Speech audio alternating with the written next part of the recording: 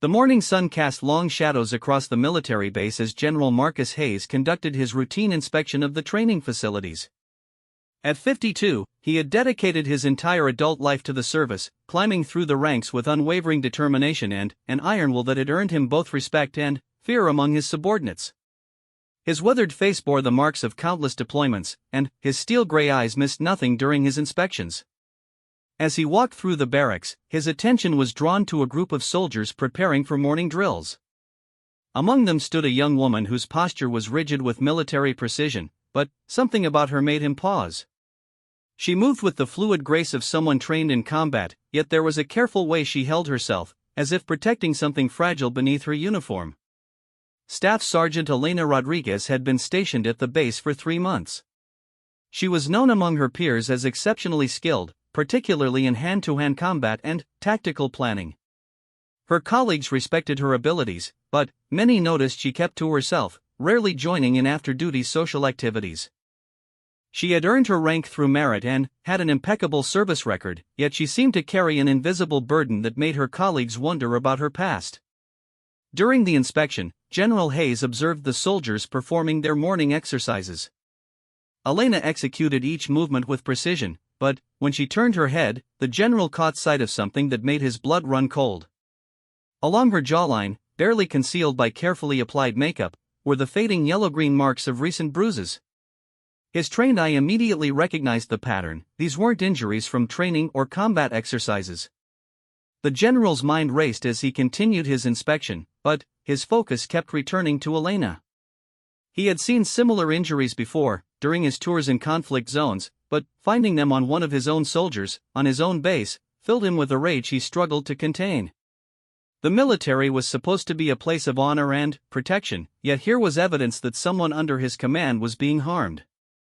After the inspection, General Hayes retreated to his office, his mind churning with questions and concerns.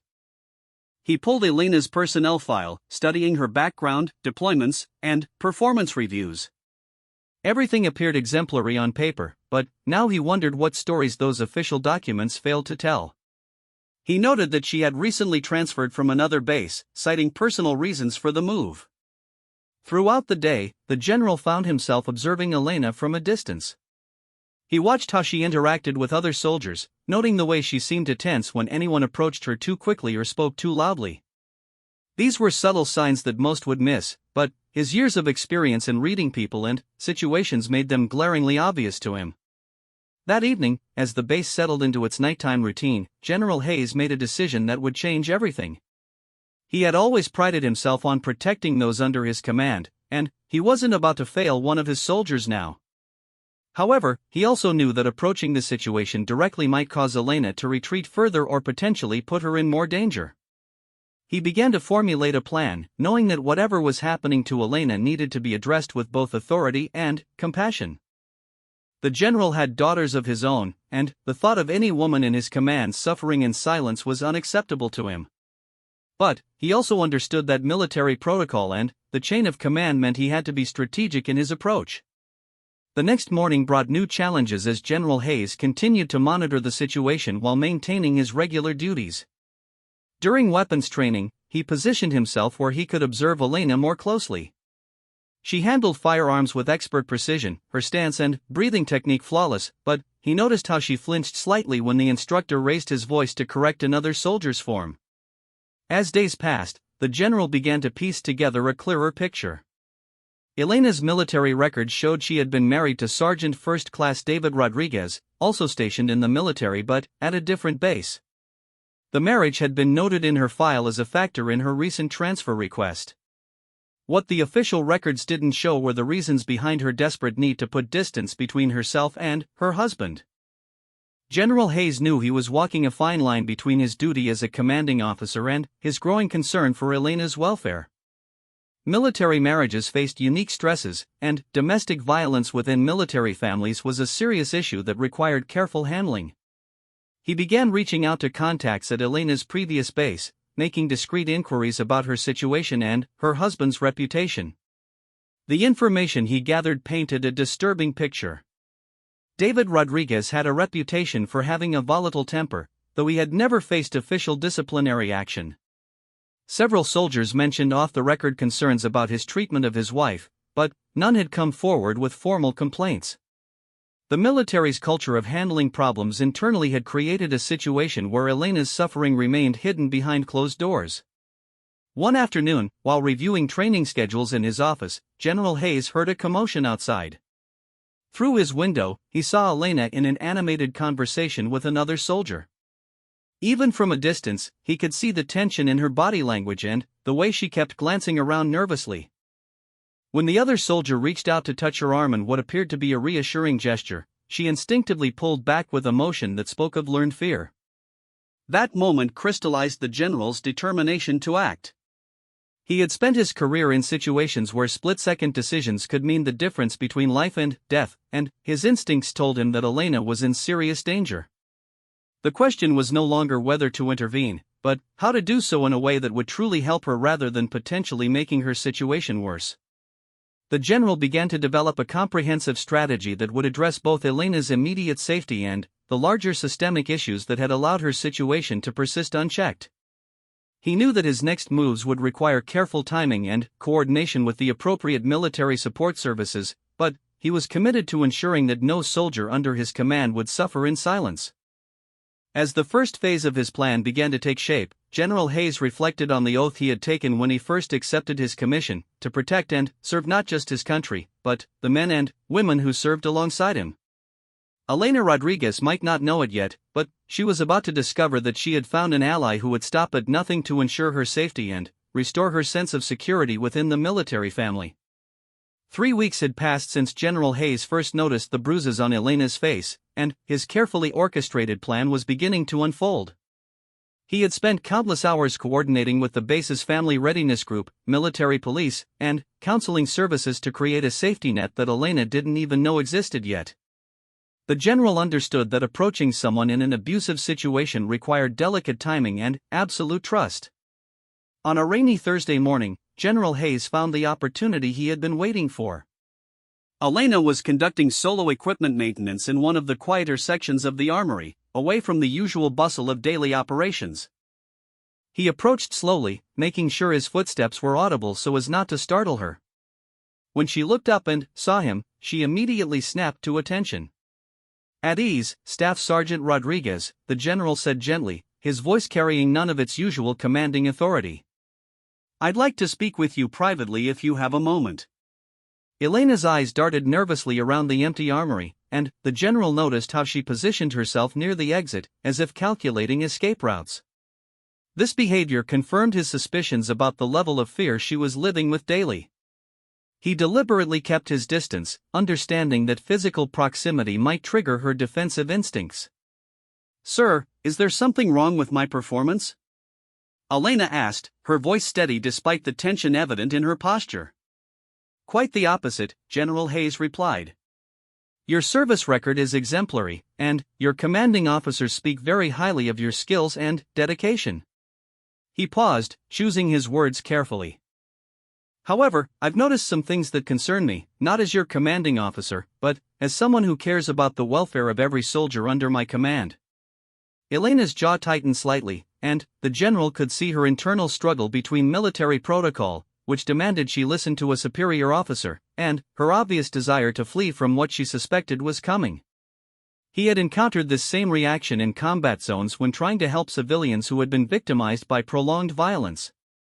"Staff Sergeant, I want you to know that anything we discuss here remains confidential unless you specifically request otherwise," the general continued. "The military has resources available to help soldiers facing personal challenges, and my job is to ensure you're aware of those resources." For a long moment, Elena said nothing. The sound of rain against the armory windows filled the silence between them. Finally, she spoke, her voice barely above a whisper. "Sir, I appreciate your concern, but I can handle my personal situation." General Hayes had expected this response. Victims of domestic violence, particularly those in military families, often felt trapped between their desire for help and their fear of the consequences that might follow disclosure. The military's emphasis on strength and self-reliance could make admitting vulnerability feel like a career-ending weakness. Elena, the general said, deliberately using her first name to shift the conversation to a more personal level, I've been in the military for 30 years. I've seen soldiers face enemy fire with incredible courage, but I've also learned that some of the bravest battles are fought in private, far from any battlefield. Something in his tone seemed to reach her, and, for the first time, Elena's rigid military bearing softened slightly. The general recognized this moment as crucial. He had perhaps 30 seconds to establish the trust that could save her life. I know about David, he said quietly, watching as the color drained from her face. Not everything, but enough to know that you're in danger, and enough to know that you didn't deserve whatever he did to you. Elena's composure finally cracked, and tears began to flow down her cheeks. The general had seen this reaction before, the moment when someone who had been carrying an unbearable burden alone finally realized they might not have to face it by themselves anymore. He'll kill me if he finds out I said anything, Elena whispered, her voice shaking. He always said the military would side with him because he's been in longer, has more rank. He said no one would believe me because I never reported it before. That's not how this works, General Hayes said firmly. The military has a zero-tolerance policy for domestic violence, regardless of rank or length of service. Your safety is the only priority here. Over the next hour, Elena slowly began to share her story. She described how David's behavior had changed gradually after their marriage, starting with verbal criticism that escalated to emotional abuse and, eventually, physical violence.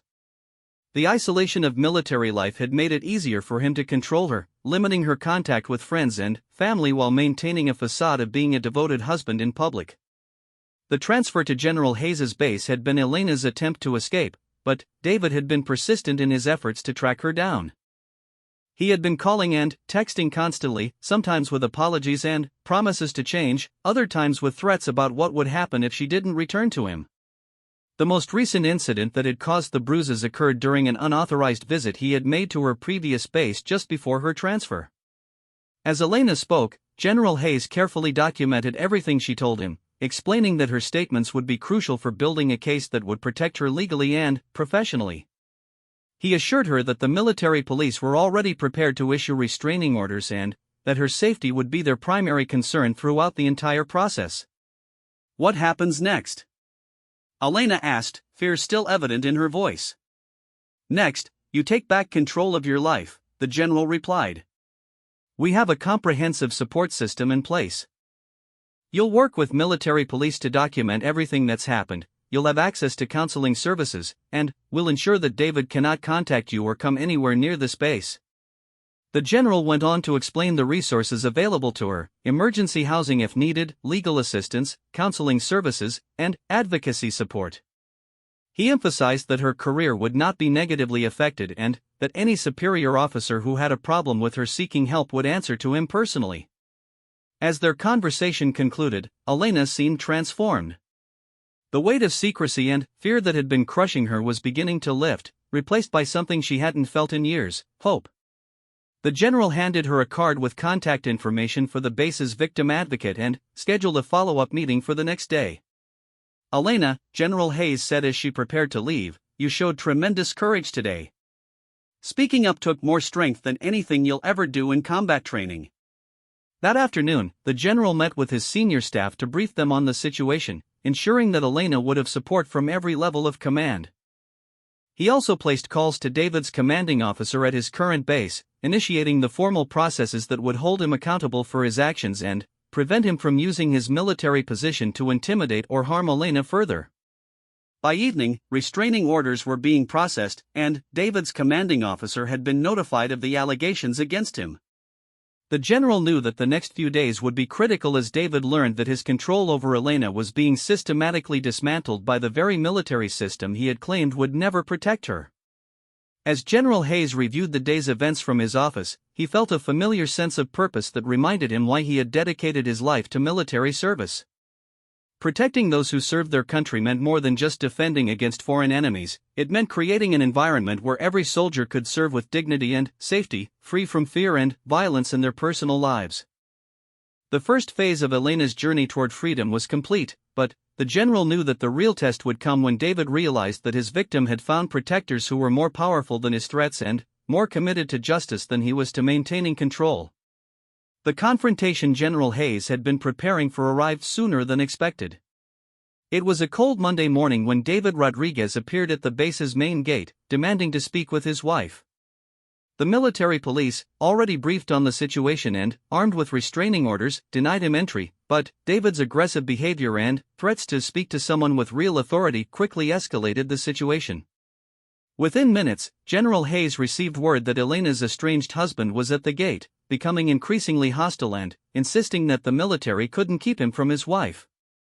The general immediately understood that this moment would test everything they had put in place to protect Elena, and his response would determine whether their carefully constructed safety net would hold. Elena was in a briefing room when the general found her, reviewing tactical manuals with her unit. He could see the moment she realized something was wrong by the way his expression changed when he entered the room. Without saying a word, she knew that David had found her again. "He's here, isn't he?" Elena asked, her voice steady despite the fear that flickered across her face. "He's at the main gate," General Hayes confirmed. "The military police have denied him entry, and he cannot legally come onto this base. You're safe here, but I think it's time he understood exactly what he's dealing with." The general's plan had always included this possibility. David Rodriguez had been counting on the military's traditional reluctance to interfere in personal matters, and he had probably assumed that his own military status would give him some protection or leverage. What he hadn't counted on was facing a commanding officer who considered domestic violence a direct attack on military values and who had the authority to back up that belief with action. "I want to see him," Elena said quietly, surprising the general. "Not alone, and not without protection, but I want him to see that I'm not afraid anymore." General Hayes studied her carefully. The frightened woman he had spoken with in the armory weeks earlier was gone, replaced by someone who had rediscovered her own strength through the support she had received. This was exactly the kind of courage he had hoped to help her find. "We'll do this on our terms, with full security, and with you in complete control," the general assured her. "If at any point you want to stop, we stop immediately." The confrontation took place at the base's security checkpoint, with Elena safely behind reinforced glass and multiple military police officers present. General Hayes positioned himself where he could observe everything while remaining ready to intervene if necessary. When David saw Elena, his demeanor shifted instantly from aggressive demands to manipulative pleading. "Elena, baby, you know I love you," David called out, pressing against the barrier. "These people don't understand our relationship. Come home with me and we'll work this out like we always do." But Elena's response was not what David expected. Standing straight with the confidence of someone who knew she had powerful allies, she spoke clearly and firmly. "David, it's over. I've filed for divorce, and I've reported everything you did to me. The bruises you gave me, the threats, the way you controlled every aspect of my life, it's all documented now."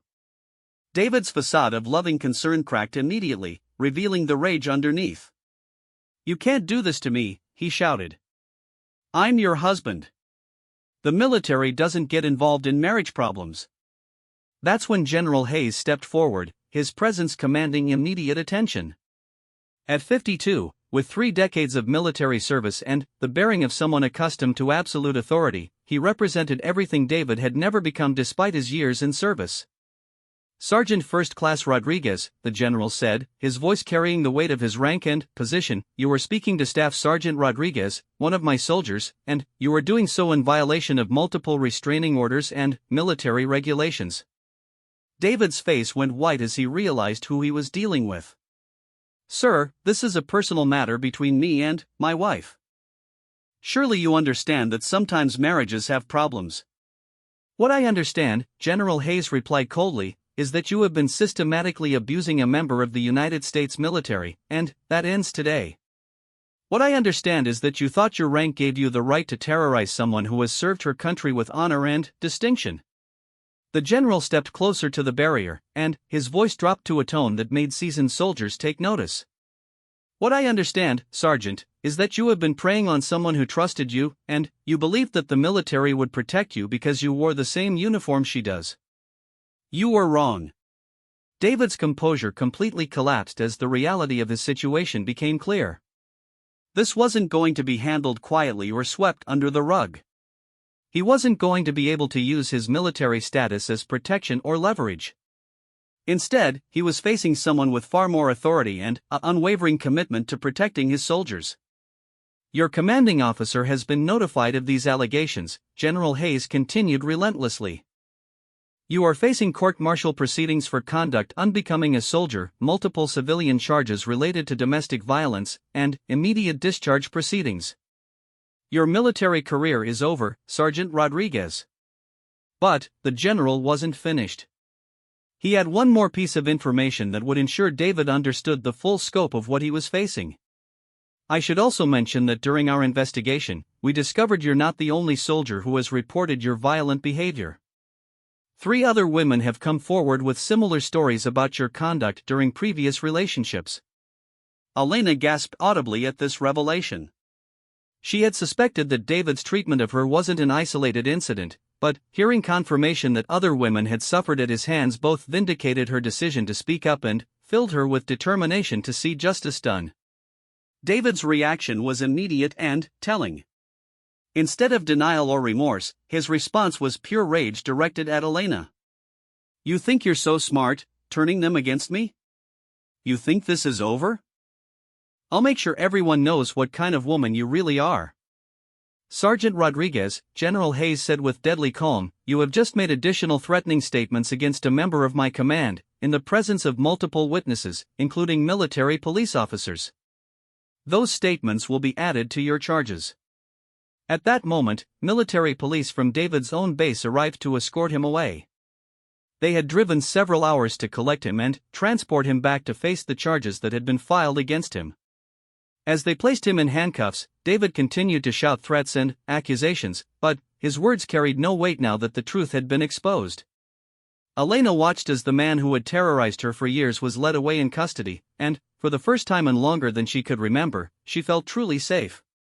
The general stood beside her as they watched the police vehicle disappear, carrying David away from her life forever. How did you know about the other women? Elena asked. Military police are thorough when they investigate these cases, General Hayes replied. Once we started looking into his background, a pattern emerged.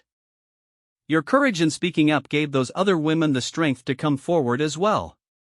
6 months later, Elena stood in the general's office once again, but this time the circumstances were completely different. She was there to receive a commendation for her outstanding service and to discuss her acceptance into an elite military training program that would advance her career significantly. David's court-martial had resulted in his dishonorable discharge and civilian criminal convictions that would follow him for the rest of his life. The other women who had come forward had also seen justice served, and Elena had become an advocate for military domestic violence awareness, speaking to groups about the importance of reporting abuse and supporting survivors. You know, General Hayes said as he pinned the commendation to Elena's uniform, when I first noticed those bruises on your face, I hoped I could help you find your way back to being the soldier I could see you were meant to be. What I didn't expect was that you would become someone who helps other soldiers find their way back too. Elena smiled, thinking of the support groups she now facilitated and the countless soldiers who had reached out to her after hearing her story. You saved my life, sir, but, more than that, you showed me that the military really does take care of its own when leadership does the right thing. The general nodded, remembering the oath he had taken so many years ago. The military is only as strong as the people who serve in it, and every soldier deserves to serve without fear, whether that's from foreign enemies or from those who are supposed to love and protect them. As Elena left his office to return to her duties, General Hayes reflected on how one moment of observation, one decision to act on his instincts, had changed multiple lives. The bruises on Elena's face had healed months ago, but, more importantly, the woman behind them had healed too, becoming stronger than she had ever been before.